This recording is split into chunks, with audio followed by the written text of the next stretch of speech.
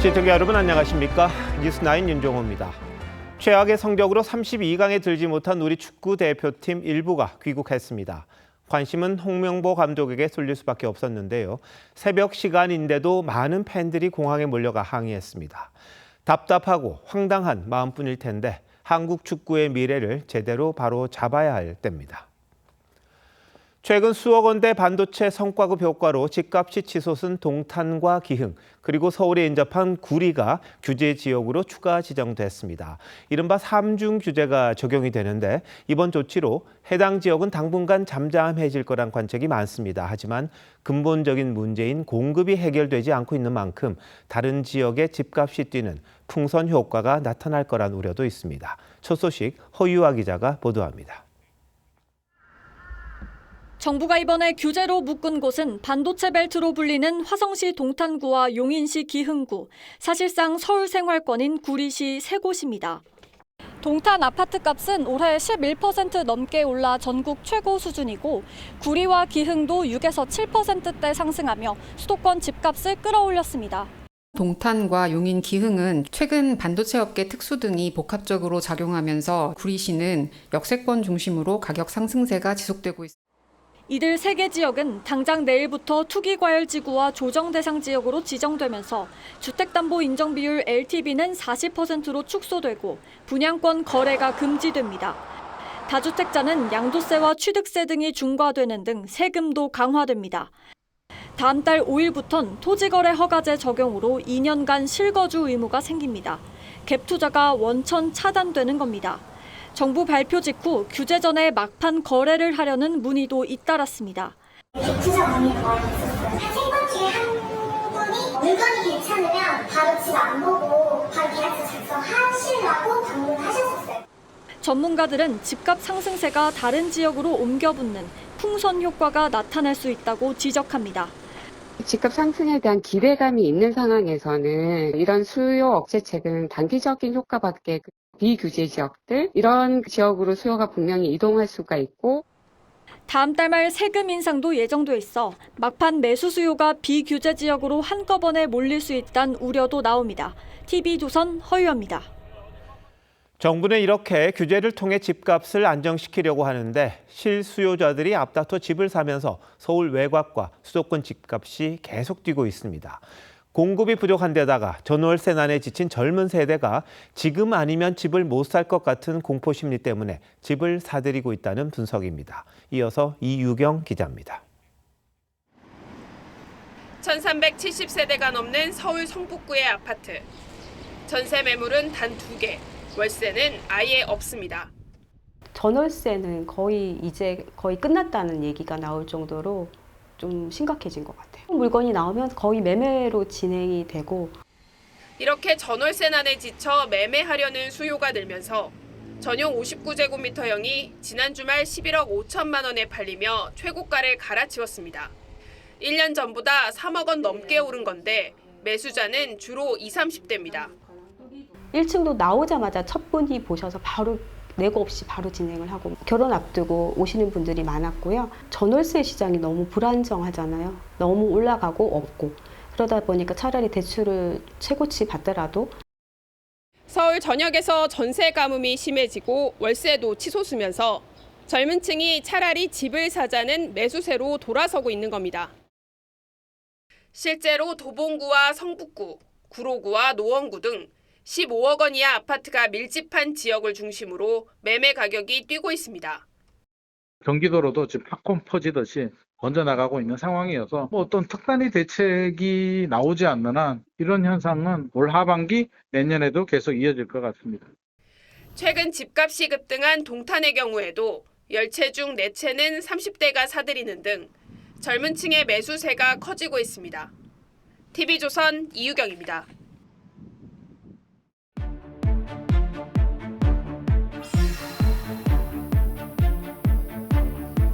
보신 것처럼 임대차 시장을 떠받치던 한 축인 전세가 빠르게 감소하자 월세 가격이 가파르게 오르는 상황이 벌어지고 있습니다.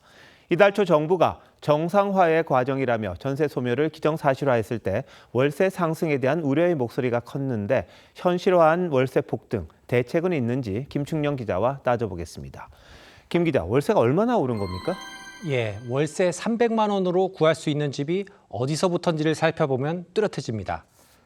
예, 2022년만 해도 월세 300만 원이면 서울 강남권 30평대도 구할 수 있었지만 올해 들어선 서울 노도광에서도 300만 원대 거래가 속출하고 있습니다. 예를 들어서 7억 5천짜리를 1억에 300으로 바꿨다고 볼 수도 있겠죠. 전세 보증금으로 7억을 놓을 수 있는 거를 1억에 40만 원짜리니까 1억에 300만 원 이런 식으로. 네, 전세를 살다가 갑자기 오른 월세로 옮기려면 세입자들이 상당히 곤란해지겠는데요. 왜 이렇게 월세가 오른 겁니까? 예, 그만큼 전세 매물이 급격히 사라졌기 때문입니다. 보시면 올해 1월 서울 시내 20, 30평대 아파트 전세 물량은 1월에 6,300여 개였는데 이번 달은 4천여 개로 무려 37%나 감소했습니다. 속도가 너무 빨라 시장에 충격을 준 셈입니다. 정부는 집값을 잡기 위해 다주택자 양도세 중과와 갭 투자 차단을 위한 토지거래 허가제 등 정책을 썼는데 이는 전세 매물 급감을 불러왔습니다. 네, 지금 보면 전세는 계속해서 줄 것 같은데 그럼 월세가 어디까지 오를 거냐 이게 걱정인 것 같습니다. 예, 말씀드린 것처럼 전세 제도는 한국에만 있는 제도입니다. 문제점도 많지만 월세를 낮게 유지하도록 눌러주는 효과도 있습니다. 한국의 소득 대비 임차료 지출은 수도권 기준 18.4%입니다. 이게 100만 원을 벌면 집세로 18만 원을 쓴다는 의미입니다. 유럽을 살펴보면 이 수치가 핀란드는 31%, 스웨덴은 28%에 달하고 비싼 임차료로 악명이 높은 뉴욕은 무려 55%입니다. 100만 원을 벌어서 월세를 내고 나면 우리는 88만 원이 남지만 뉴욕에선 45만 원이 남습니다. 당연히 소비 수준, 생활의 질이 확연히 달라집니다. 정부가 전세 제도의 순기능을 너무 강구한 게 아니냐 이런 말이 나올 수밖에 없겠네요. 예, 맞습니다. 전세를 살던 세입자 입장에서 보면 전세 대출을 통해 월세보다 저렴한 비용으로 안정적으로 세를 살 수 있는 보호장치를 상실한 측면도 있겠습니다. 젊은 세대는 전세를 통해 목돈을 마련하고 그 돈으로 내 집 마련을 노려볼 수 있는 것인데 돈 벌어서 월세로 다 나가면 내 집 마련은 영원히 꿈으로만 남고 평생 월세를 살게 될 수도 있습니다.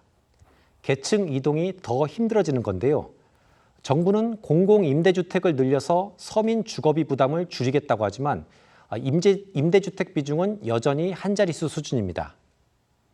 당장의 주거비 부담을 낮추고 더 근본적으로 주택 공급과 거래를 늘려야 할 이유입니다. 네, 정부가 전세 제도에 너무 부정적인 측면에만 집중하다 보니까 월세 상승을 막아주는 그 방파제마저 너무 빨리 사라지게 만든 게 아닌가 하는 생각도 드네요. 김 기자, 잘 들었습니다.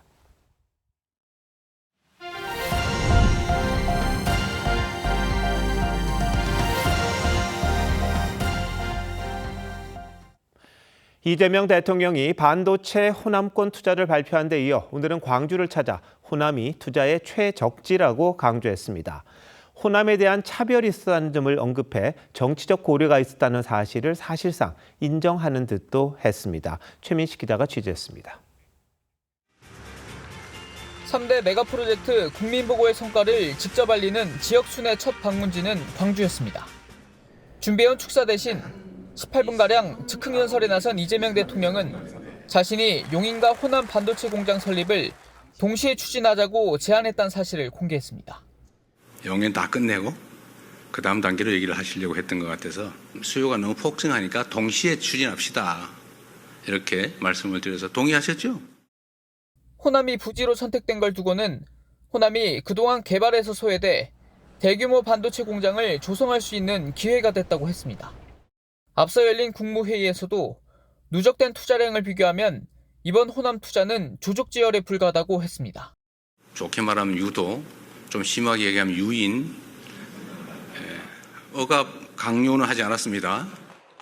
기업의 투자 결정 과정에서 대통령이나 정부의 역할이 있었다는 점은 인정하면서도 선택은 기업이 한 거란 점을 강조하려는 의도로 풀이됩니다. 다만 기업들은 안정적인 전력 수급이 중요하다며 원전 확대 등 보다 구체적인 인프라 환경 구축을 요청했습니다. 안정적인 전력과 용수 공급이 가능한 입지가 저희에게는 필요합니다. 전력은 안정적인 공급이 무엇보다도 중요합니다. 재생에너지의 가능성을 보완할 원전 확대 및 정부는 현재 추진 중인 메가특구법을 통해 각종 규제를 한 번에 풀고 필요한 전력과 용수도 100% 지원하겠다고 밝혔습니다. TV조선 최민식입니다. 보신 것처럼 이 대통령, 억압은 없었다고 강조하지만 야권은 여전히 의심을 거두지 않고 있습니다. 국민의힘은 기업의 투자 발표 과정에서 정부 강요가 있었는지 국정조사뿐 아니라 특검까지 해서 밝히자고 했고요. 다른 지역 의원들의 반발 이어졌습니다. 김창섭 기자의 보도입니다. 국민의힘은 정부 주도로 발표된 호남권 반도체 투자 계획이 전력과 용수 공급 대책도 제대로 마련하지 않은 졸속 추진이라고 비판했습니다. 허술한 준비로 사업이 추진될 경우 호남뿐 아니라 대한민국 전체에도 이익이 되지 않는다며 국정조사를 검토할 수밖에 없다고 했습니다. 만 원짜리 연어덮밥도 국정조사를 했는데 800조 규모의 반도체 투자를 못할 이유가 없습니다. 민주당 전당대회를 앞둔 정치적 발표, 정부의 관치 개입이라고도 했습니다.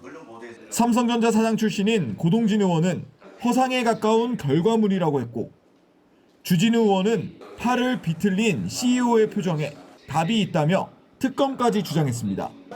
영남의 지역구를 둔 국민의힘 의원들은 부지 선정 기준을 공개하라고 요구했습니다. 호남의 발전을 반대하는 게 아니라 왜 호남인지 밝혀야 한다는 겁니다. 발표부터 해놓고 뒤늦게 근거를 맞추는 방식은 산업정책이 아니고 정치적 기획이고 포퓰리즘입니다. 반면 민주당은 특별법과 예산 편성을 통해 국회에서도 3대 메가 프로젝트를 지원하겠다고 했습니다. 대체불가 대한민국을 실현할 신산업 정책을 마련했다는 점에서 역사적 성과로 기록될 것이라 확신합니다. 정부가 투자를 강요했다는 국민의힘 주장에 대해선 무지몽매한 발목 잡기라고 일축했습니다. TV조선 김창섭입니다. 정부가 내놓은 호남권 반도체 청사진은 10년 이상 걸리는 대규모 사업입니다. 그런데 이번 정부 임기 내에 완공한다는 얘기까지 나옵니다. 지금 짓고 있는 용인 반도체 클러스터도 첫 삽을 뜨기까지 6년이나 걸렸는데 어떻게 하겠다는 건지요? 이나라 기자입니다. 2019년 세계 최대 규모의 반도체 클러스터 조성을 목표로 추진된 용인 첨단 시스템 반도체 국가산업단지. 핵심인 SK하이닉스 반도체 공장은 6년이 지난 지난해 2월에야 첫 삽을 떴습니다. 환경 영향평가에만 2년이 걸렸고 토지 보상과 전력 용수 공급을 둘러싼 주민 갈등으로 계속 미뤄졌습니다. 상황이 이런데도 SK는 어제 갑자기 완성 계획을 앞당겼습니다. 네, 증가하는 메모리 수요를 대응하기 위해서 2045년에 완공 예정이었던 용인 클러스터를 이 계획을 12년 앞당기기로 했습니다. 강훈식 대통령 비서실장은 한술 더 떠 서남권 반도체 클러스터를 이번 정부 임기 내에 완공하는 게 목표라고 밝혔습니다. 청와대 안에 이 사업에 대한 직접 직할 담당관을 두고 이 3대 메가 프로젝트를 제가 직접 챙기고 신속하게 집행하도록 하겠습니다. 문제는 실현 가능성입니다.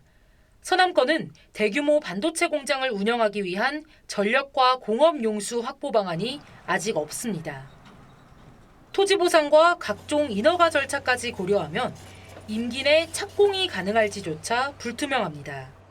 송전 시설이 턱없이 부족하다는 거하고 용수 문제도 굉장히 심각합니다. 인프라가 갖춰져 있는가에 대한 면밀하고 객관적인 분석이 각종 인프라를 적기에 지원하겠다는 정부의 호언장담에도 불구하고 업계에선 현실성에 대한 의구심이 사라지지 않고 있습니다. TV조선 이나라입니다. 정부 계획대로 용인에서 서남권을 잇는 새로운 반도체 벨트가 만들어진다면 엄청난 전력이 필요합니다.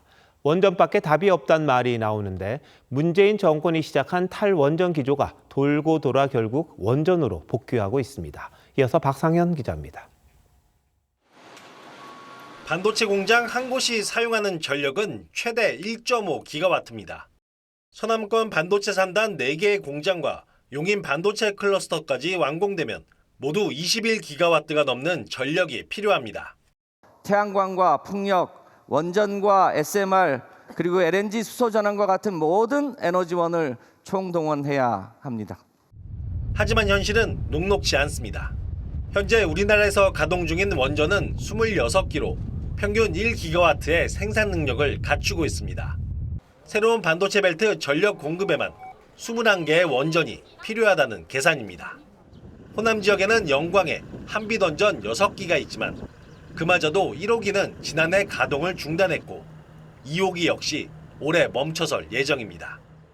지난 17일 13년 만에 허가한 신규 원전도 대형 원전 2기와 소형 모듈 원전 SMR 1기를 합쳐 3.5기가와트에 불과해 새로운 반도체 산단을 커버하기는 어렵습니다. 정부는 호남권 신재생 에너지원을 통해 전력을 확보한다는 계획이지만 역부족이라는 게 전문가들의 의견입니다. 변동성이 있는 전원 가지고는 첨단 반도체 공장에 공급을 못해요. 그래서 결국은 안정적 전기를 써야 되는데 화석 발전은 쓸 수가 없으니까 결국 원자력으로 갈 수밖에 없다고요. 정부는 대규모 반도체 투자 계획을 발표하면서 올해 말 수립되는 12차 전기수급 기본계획에 신규 원전 계획이 담길 것이라고 밝혀 사실상 탈원전 유턴을 시사했습니다. TV조선 박상현입니다.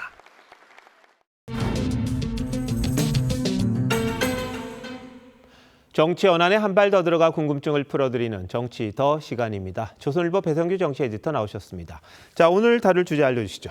네, 대통령의 호남 사랑입니다. 네.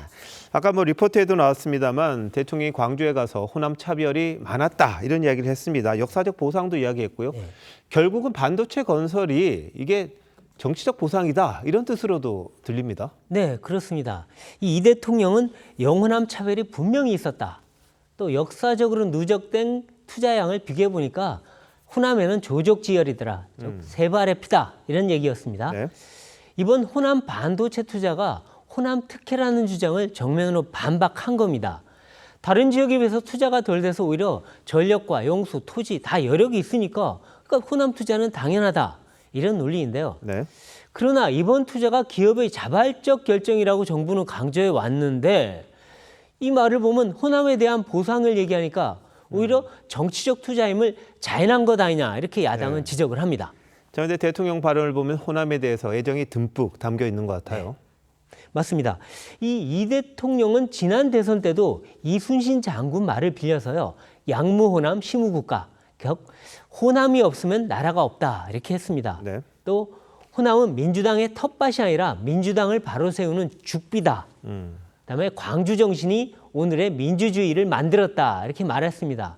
또 스타벅스 논란 땐 광주 시민 모독이라고 질타를 했고요. 5.18 정신을 헌법 전문에 넣겠다고 했습니다.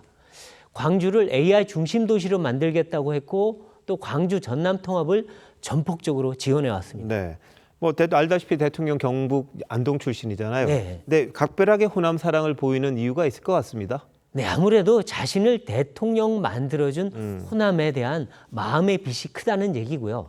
또 국정 안정화와 당 장악이라는 정치적 필요성도 큰 것 같습니다. 네. 노무현, 문재인 등 역대 영남 출신 전직 대통령들도 다 그러긴 했습니다. 호남이 선택한 영남 사이론으로 대통령이 됐지 않습니까? 그런데 호남과 정서적, 정치적 연대가 무너지면 국정에 큰 위기가 찾아왔습니다. 네. 이 대통령이 당대표가 되고 또 대선 승리하는데도 호남의 지지가 절대적이었습니다. 2017년 대선 경선에서는요. 호남에서 19%대로 3위에 그쳤었습니다. 네. 대통령 물론 이거 후보도 안 됐죠. 예. 그런데 2021년엔 호남 출신인 이낙연 전 총리를 호남에서 이겼습니다. 그러면서 후보가 됐죠. 지난 대선 때는 경선과 본선 모두 압도적 지지를 받았습니다. 예. 그런데 최근에 지금 공소 취소 논란, 또 6.3 선거, 당권 갈등으로 대통령 지지율이 계속 하락하는 추세입니다. 네. 호남에서도 마찬가지입니다. 이거는 정권에 대한 위기 경고 등이죠. 그래서 호남에 대한 구애와 천문학적인 반도체 투자를 하는 것으로 보입니다. 예. 근데 특정 지역에 대해서 이렇게 편애한다는 비판도 나올 수 있잖아요. 그렇습니다. 지금 영남, 충청, 수도권에서는요. 호남만 특혜 준다 이런 불만이 점점 커지고 있습니다. 전국적 지지율에도 악영향을 줄 수가 있는데요. 하지만 정치에서는요. 핵심 지지층이 가장 중요합니다. 예. 선거 결과와 당권 갈등 때문에 지금 핵심 지지층이 흔들리고 있는 상황인데요. 그래서 호남을 가장 먼저 단도리 하는 것이 우선이다. 이렇게 판단한 것 같습니다. 특히 정청래 전 대표와 지금 당권 전쟁이 벌어지고 있는데 그걸 이기려면 핵심인 호남을 잡는 게 가장 중요하다고 판단하는 겁니다. 네. 대통령이 오늘 광주를 갔고 다음 달엔 아산, 진주를 연이어 찾습니다. 예. 이건 뭐냐면 반도체로 호남을 먼저 잡고 그다음에 영남 충청은 그다음에 챙긴다. 이런 전략으로 해석이 됩니다. 자, 그럼 대통령이 이렇게 움직이면 당권 경쟁에 또 당권 지금 치열하게 싸우고 있는데 영향을 미칠까요? 네, 당연히 미칩니다. 지금 호남에서는요. 이재명 대통령 지지율이 확연하게 올라간다는 얘기가 많이 나오고 있습니다. 네. 또 최근 각 후보 캠프 얘기를 종합해 보면요. 친명인 김민석, 송영길 의원 지지율은 지금 상승세를 타고 있다는 얘기가 나오고요. 네. 정청래 전 대표는 정체국면이다 이렇게 얘기가 나옵니다. 물론 정 전 대표 측은요. 비호남에서 지지세가 탄탄하다 이렇게 반박은 하는데요. 네. 호남 당원의 비중과 투표율이 워낙 높기 때문에 호남에서 이기는 후보가 당권 경쟁에서 상당히 유리하다는 그런 관측입니다. 이 대통령의 반도체 승부수가 일단은 먹히는 분위기 아닌가 싶습니다. 예, 뭐 반도체 팹을 건설하는 게 당권 경쟁 때문이다. 이렇게 보면 너무 좀 적은 문제가 얘기죠. 돼요. 이게 네. 현실적으로 과연 어떻게 진행이 될지 우리가 계속 지켜봐야 될 그런 부분이 그렇죠. 아닌가. 그러니까 그 요인 중에 하나로 해석을 할 수 있는 거예요. 알겠습니다. 베디터 잘 들었습니다.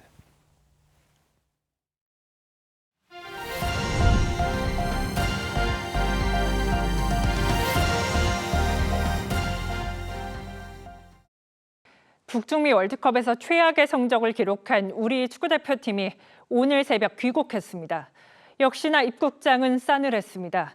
팬들은 홍명보 감독과 대한축구협회를 향해 원성을 쏟아냈습니다. 먼저 류주현 기자가 보도합니다.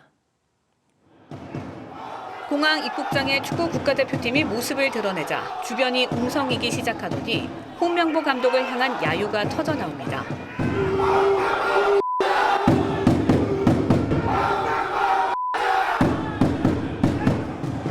대표팀이 도착한 시간은 새벽 3시 50분쯤. 별도의 귀국 행사가 마련되지 않은 이른 시간인데도 공항에는 팬들과 취재진 등 수백 명이 몰렸습니다.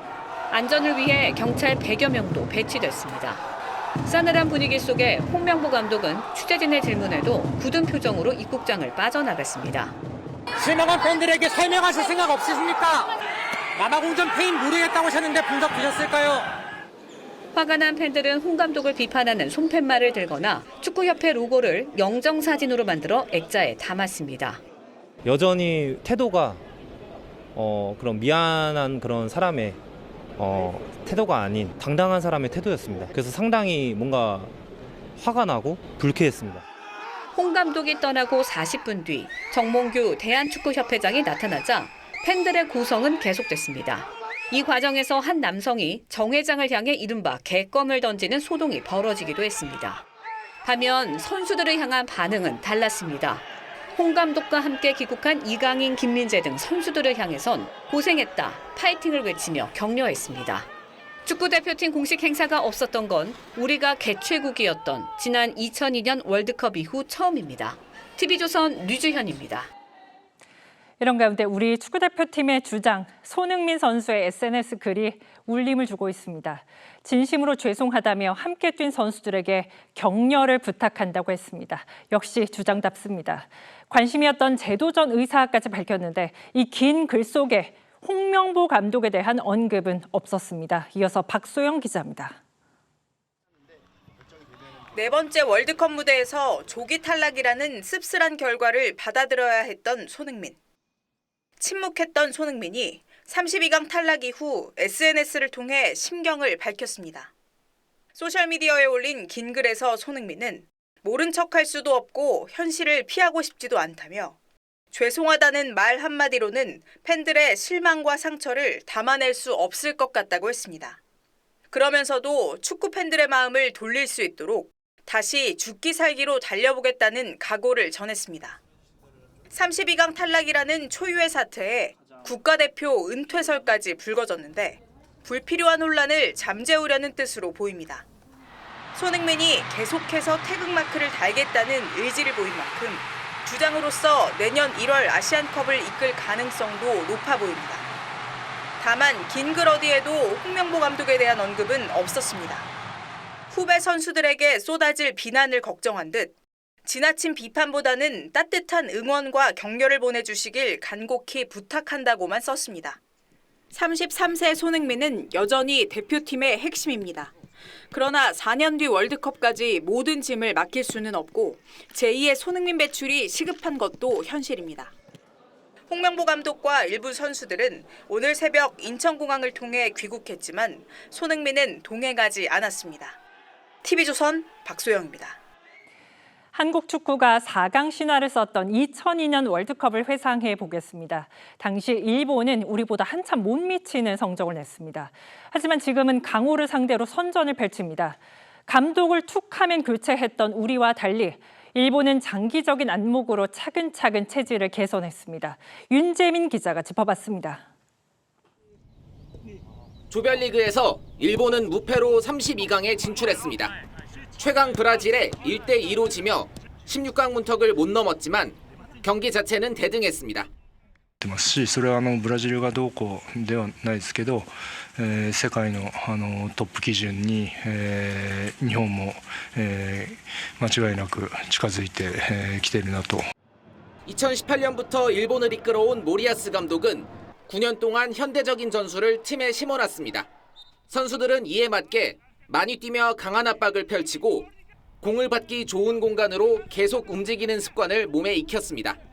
월드컵을 앞두고 영국 1부 리그에서 뛰는 에이스 2명이 부상으로 빠졌는데도 후보 선수들이 체계적으로 움직이기 때문에 팀 전체의 경기력을 유지할 수 있었습니다. 2050년 월드컵 우승을 목표로 일본 축구협회가 20년 넘게 진행해온 장기 프로젝트의 결과입니다. 일본 대표팀 같은 경우에는 수십 년에 걸친 진화 과정들이 있거든요. 우리나라는 하고자 하는 축구가 없으니까 세계 축구가 뭘 하고 있는지도 모르고. 모리아스 감독이 취임한 2018년 우리 역시 벤투 감독과 점유율 축구를 시작해 카타르 월드컵에서 포르투갈을 꺾는 이변을 만들어냈습니다. 이후 한국 축구는 내리막이었습니다. 정몽규 회장이 독단적으로 클린스만을 선임하며 감독을 4번이나 교체했고 우리 대표팀의 전술적인 색채는 완전히 사라졌습니다. TV조선 윤재민입니다. 음주뺑소니 사고로 복역해온 가수 김호중이 가석방으로 풀려났습니다. 출소 전부터 무대 복귀 의지를 내비쳤는데 대중의 반응은 싸늘합니다. 김준석 기자입니다. 교도소 철문이 열리자 검정색 정장에 마스크로 얼굴을 가린 가수 김호중이 모습을 드러냅니다. 재작년 5월 음주 뺑소니 혐의로 구속된 지 767일 만에 가석방으로 출소한 겁니다. 이른 아침부터 모인 팬들 앞을 지나 준비된 차량을 타고 곧바로 현장을 떠났습니다. 김호중은 음주 뺑소니 사고 뒤 증거인멸과 매니저에게 대신 자수를 시킨 혐의가 인정돼 징역 2년 6개월이 확정됐습니다. 오는 11월 만기 출소 예정이었지만 최근 법무부의 가석방 심사를 통과하면서 5달 일찍 풀려났습니다. 김 씨는 남은 형기 동안 보호 관찰 대상자로 거주지 이전이나 해외여행 시 사전 허가를 받아야 합니다. 출소 전 옥중 편지 등을 통해 복귀 의사를 내비쳤지만 머리 잘하고 건강회복했으면 좋겠죠. 많이 알려서 마음이 가라앉고 안 나오겠으니까 잘하려고 생각하고 있습니다. 죄질이 무거웠던 만큼 비판 여론도 여전합니다. 음주운전이 1차적이면 모르겠는데 2차적으로 더 피해가 크다 보니 복귀하는 것을. 김호중은 가석방 후 자신의 팬카페에 올린 자필 편지에서 자유와 해방의 마음을 앞세우지 않고 뉘우치며 남은 형기를 채우겠다고 밝혔습니다. TV조선 김준석입니다. 김영환 충북지사가 임기 마지막 날까지 곤혹을 치렀습니다. 공수처가 김 지사를 뇌물 혐의로 압수수색했습니다. 김 지사는 정치적 압박이라고 반발했습니다. 김다로 기자입니다. 오늘 오전 10시 30분 충북도청 문화홀. 임기 마지막 날 김영환 충북도지사가 소회를 밝힙니다. 이제 도지사직에서 물러나게 되면 하나는 정치인으로 돌아가겠다. 이임식이 끝난 직후인 오전 11시 30분. 공수처 검사와 수사관 10여 명이 도지사 사무실에 투입됩니다. 임기 만료일인 오늘 자정까지 김 지사가 현직임을 감안해 강제 수사에 착수한 겁니다. 공수처는 김 지사가 지역 사업가에게 인허가 등 사업 편의를 제공하는 대가로 금품을 챙긴 것으로 보고 있습니다. 김 지사는 2022년 해당 사업가에게 자신 명의의 서울 종로구 한옥을 팔기로 하고 중도금 65억 원을 받았습니다. 하지만 사업가가 계약을 철회한 후에도 35억 원은 반환하지 않았습니다. 공수처는 돌려주지 않은 원금 35억 원에 대한 이자 5억 원을 뇌물로 간주해 영장에 적시한 것으로 알려졌습니다. 해당 사건은 2023년 시민단체 고발로 경찰이 수사했지만 지난해 6월 무혐의 종결했습니다. 예전에 경찰이 수사한 걸로 알고 있는데 불송치로 끝난 걸로 아는데 마지막 날까지라니까 좀 뒤숭숭합니다. 김 지사는 상대방의 계약 철회로 인한 적법한 거래였고 직무 관련성도 없다며 정치적 압박 의도가 있는 것 아니냐는 의구심이 든다고 주장했습니다. TV조선 김다로입니다. 오늘로 경찰의 투톱이 모두 공석이 됐습니다. 경찰청장은 계엄 여파로 이미 공백이었고 경찰청 국가수사본부장마저 정년 퇴임했습니다.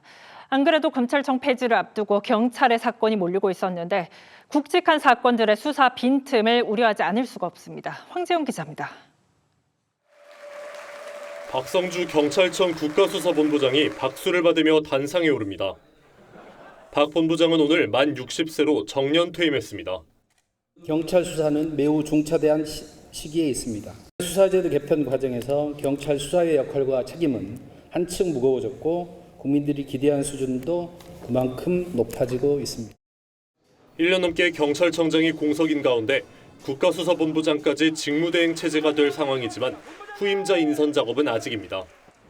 경찰 투톱이 모두 대행 체제가 되면서 가뜩이나 지체되어 온 정치인 수사가 더 길어질 전망입니다. 실제 13가지 비위 혐의를 받는 김병기 무소속 의원에 대해 경찰은 지난해 9월 수사에 착수하고도 10개월째 아무런 결론도 내지 않고 있습니다.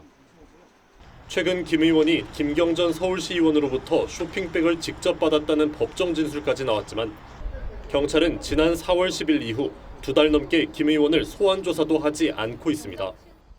경찰 관계자는 여러 의혹을 확인하는 데 시간이 필요하다며 쇼핑백을 건넸다는 사실 정도만으로는 수사에 착수하기 부족하다고 말했습니다. TV조선 황재욱입니다. 오랜 특검 수사에 이어서 2차 종합특검까지 생기다 보니 급기야 특검끼리 수사를 두고 정면 충돌하는 일까지 벌어졌습니다. 종합특검이 내란특검의 체포방해 의혹 수사가 미진했다고 지적했는데 내란특검이 발끈했습니다. 조유진 기자입니다. 종합특검의 권영빈 특검보가 내란특검의 수사에 대해 언급합니다. 내란특검에서는 이첩받아서 하나도 수사하지 않고 갖고 있다가 2025년 12월 9일 날 각하 종결하였습니다. 국민의힘 의원들을 윤석열 전 대통령 체포방해 혐의로 입건했다고 밝히면서 나온 발언입니다. 앞서 내란특검은 나경원 의원 등 국민의힘 의원들이 고발당한 사건을 조사한 뒤 각하했었습니다. 나 의원 등은 지난해 1월 한남동 관저 앞에서 윤 전 대통령 체포영장 집행을 방해했다는 혐의를 받습니다. 종합특검은 수사를 해보니 내란특검의 결론과 달리 야당 의원들에게 특수 공무집행방해 혐의를 적용할 수 있다고 했습니다. 요지는 내란특검은 수사한 게 하나도 없다라는 겁니다.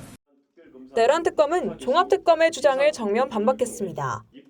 내란특검은 영상은 물론 다수의 경찰관으로부터 청취한 진술 등을 검토, 분석한 뒤 법리에 따라 처분했다고 언론에 공지했습니다. 내란특검 관계자는 특검 수사 초기부터 자세히 살펴봤다며 체포방해에 해당하지 않는다고 덧붙였습니다. TV조선 조유진입니다. 남편은 일하고 아내는 살림한다. 이제 이런 인식은 너무나 고리타분합니다. 집에서 아이를 돌보고 집안일을 하는 남성 전업주부가 27만 명을 돌파했습니다. 역대 최대입니다. 반면 여성 전업주부는 줄어드는 추세입니다. 최원국 기자가 설명합니다. 사남매 아빠 문현준 씨. 아이를 안고 능숙하게 분유를 타고 볶음밥부터 설거지까지 척척 해냅니다. 엄마 데려다 주러 갈까? 뭘 데려다 줘? 10년차 남성 전업주부 문 씨의 하루는 육아와 살림으로 빈틈없이 돌아갑니다. 문 씨의 가게를 책임지는 이른바 바깥 양반은 사회복지사 아내 조한나 씨입니다.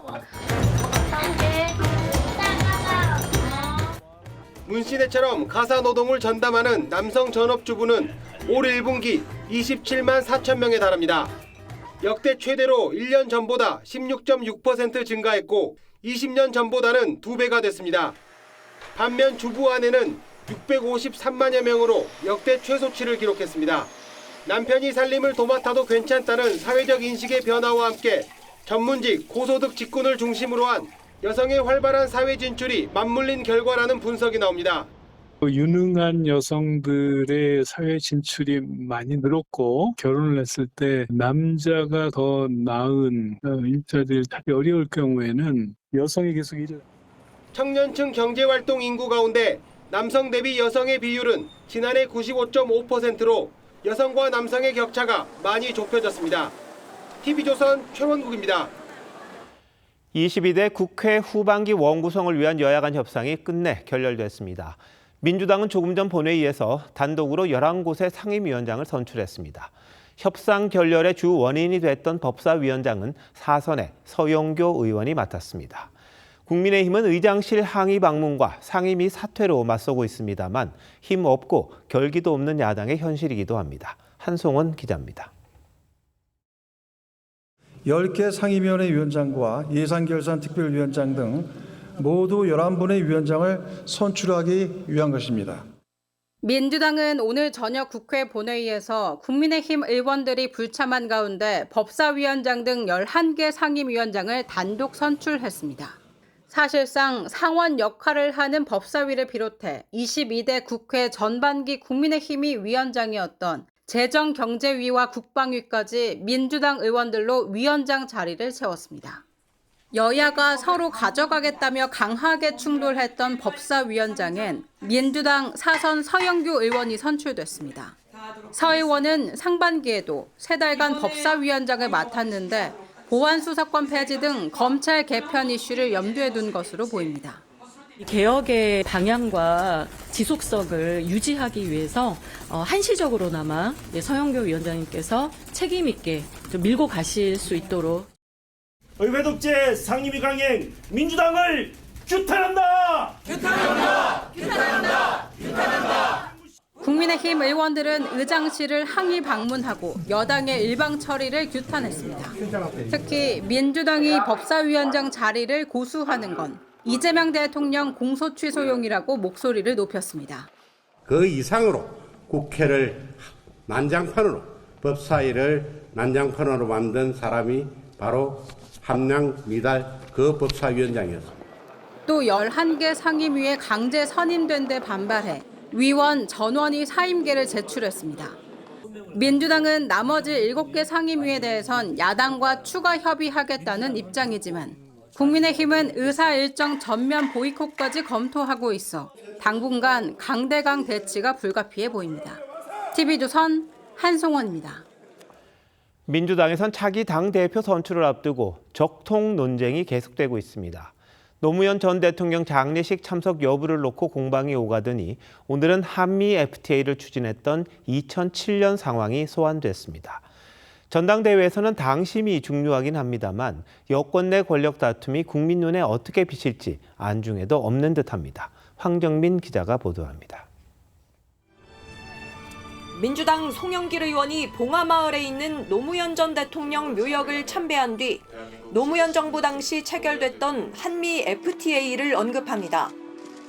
저는 노무현 대통령께서 한미 FTA를 추진할 때 취지에 100% 동감해서 이를 뒷받침했다는. 당권을 놓고 경쟁 중인 정청래 전 대표가 한미 FTA 추진 당시 반대 선봉에 섰다는 주장으로 해석됐습니다. 그러면서 정 전 대표가 노 전 대통령 장례식에 참석하지 않았다고 한 자신의 주장에 대해선 실수라고 사과했습니다.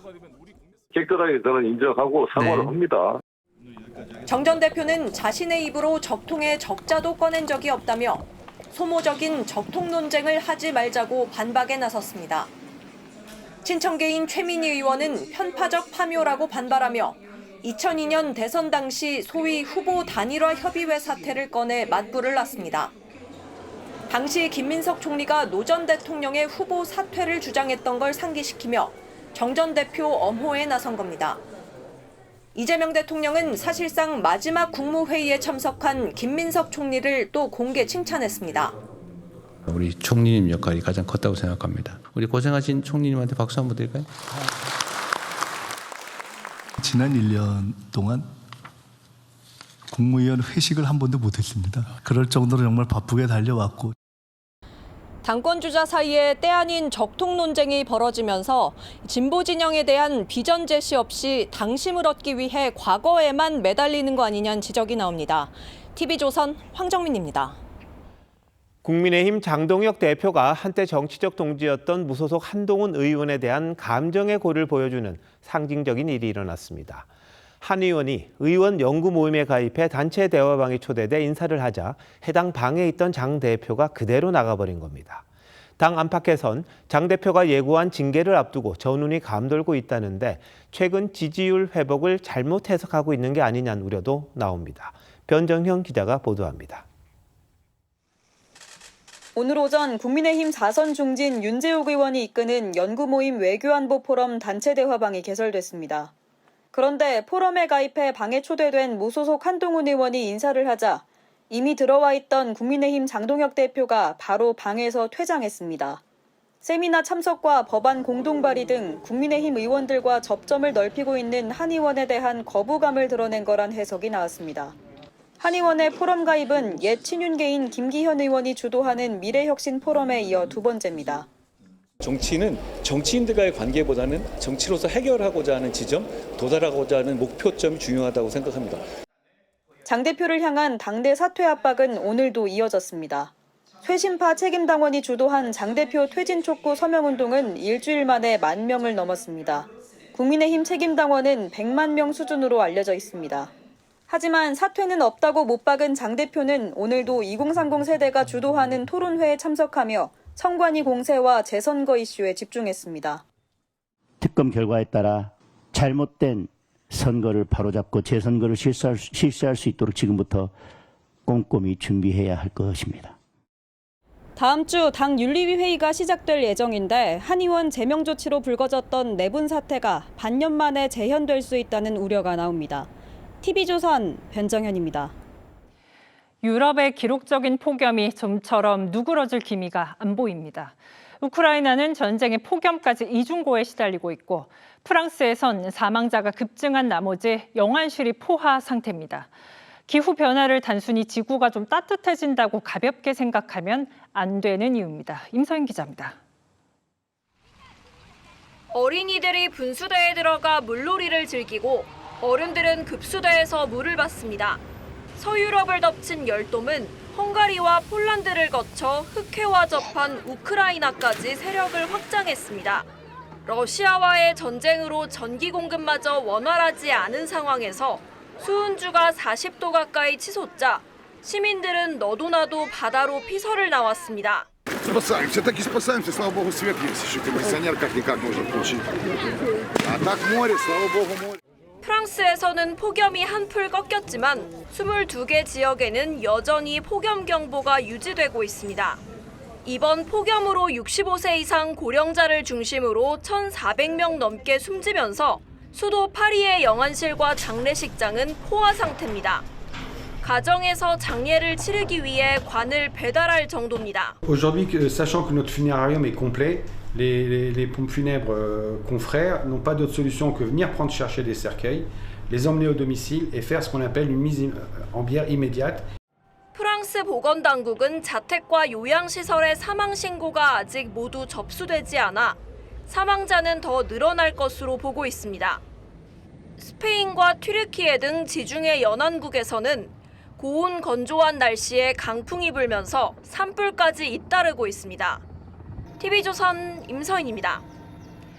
베네수엘라 강진 엿새째 사망자 수는 이제 1,700명을 넘겼습니다. 지진으로 통신도 완전히 먹통이 됐는데 미국의 우주기업 스페이스X가 무료로 제공한 위성 인터넷이 그 공백을 메우고 있습니다. 매몰된 생존자가 자신의 위치를 알리는 데에도 쓰였습니다. 우현주 기자입니다.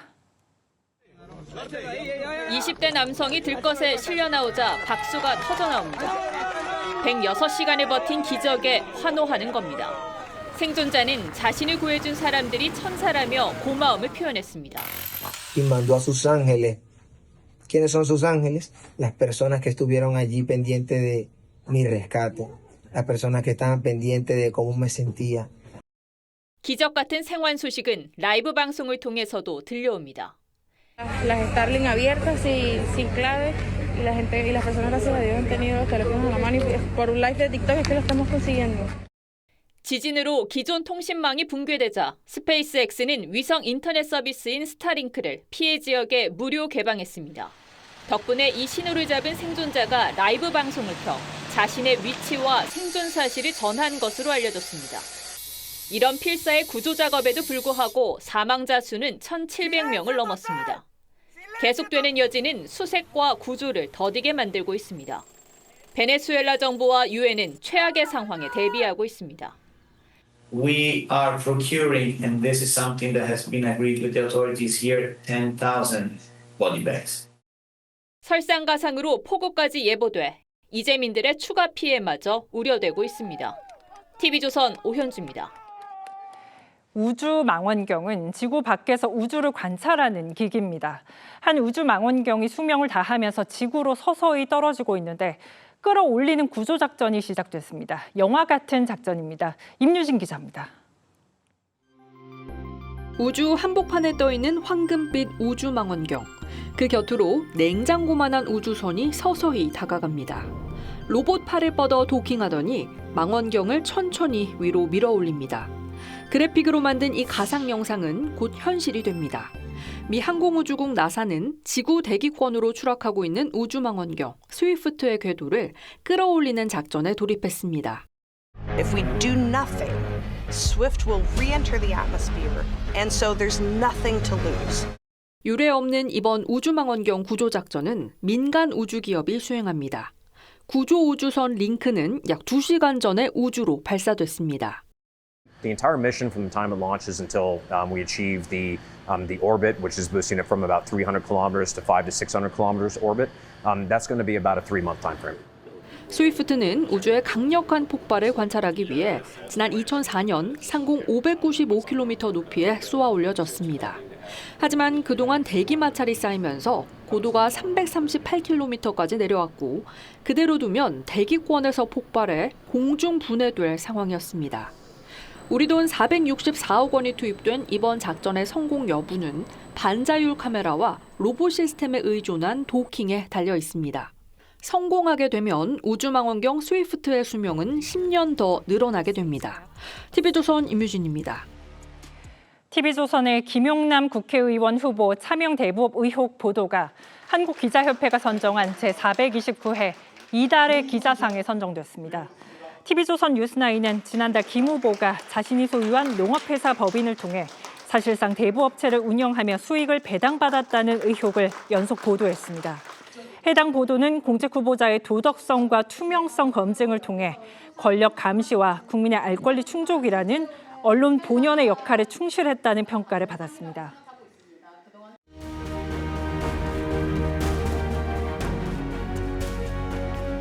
국가와의 기나긴 투쟁 끝에 얻은 게 인권입니다. 경제적 자유도 다르지가 않습니다. 국가가 모든 걸 계획하고 명령하고 나누어 주던 시대가 있었습니다. 하지만 인류는 민간의 자유와 시장의 힘이 얼마나 강한지를 배웠습니다. 애덤 스미스는 국부론에서 정치가 자본을 어떻게 써야 하는지 일일이 지시하려 한다면 그보다 위험한 일은 없다고 경고했습니다. 사회주의가 실패한 것도 국가가 투자와 생산, 소비를 모두 결정했기 때문입니다. 물론 국가 주도가 필요할 때도 있습니다. 대한민국 경제가 전쟁의 폐허 위에서 길을 닦고 공장을 세우고 수출을 할 때 그랬습니다. 그렇다고 계속 그럴 수는 없었습니다.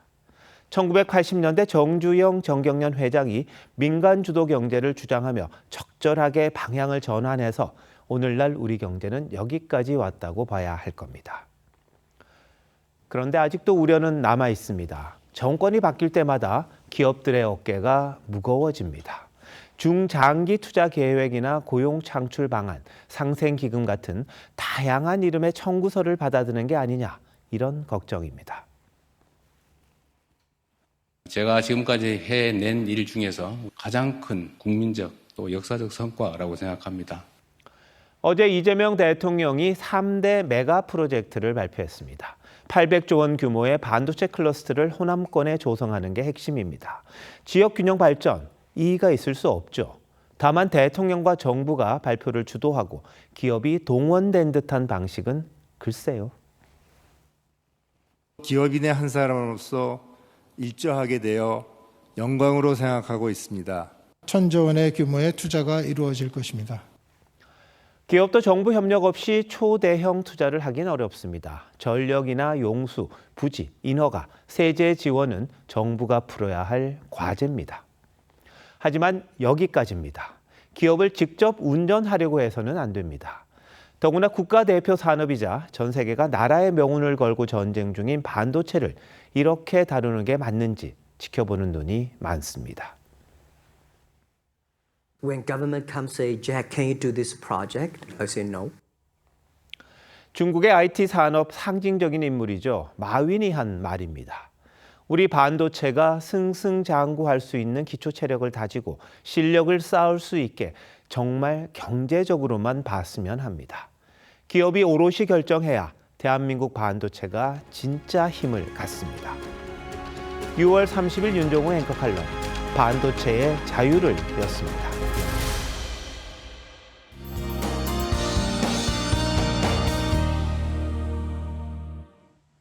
올여름 장마가 오늘 제주도부터 시작됐습니다. 내일 새벽에는 남부지방에도 비가 내리기 시작하면서 장마권에 들겠습니다. 내일까지 제주도는 시작부터 180mm가 넘는 호우가 쏟아지겠고 전남 남해안에 80mm 이상의 비가 예상됩니다. 내일 오후 한때 서울과 경기 북부, 강원 내륙에선 5에서 최대 60mm의 소나기가 지나겠습니다. 폭염주의보도 수도권에 이어 강원 영서로 확대됐는데요. 장맛비와 별개로 무더위는 당분간 이어질 전망입니다. 내일 아침 기온 서울 22도, 부산 20도로 출발하고요. 내일 한낮 기온 서울 33도, 대전 32도까지 오르겠고 남부지방은 광주 29도, 대구 28도로 오늘보다 낮겠습니다. 주말에는 충청과 남부지방에 비가 내리겠습니다. 날씨였습니다. 6월 30일 화요일 뉴스9 마칩니다. 시청해주신 여러분 고맙습니다.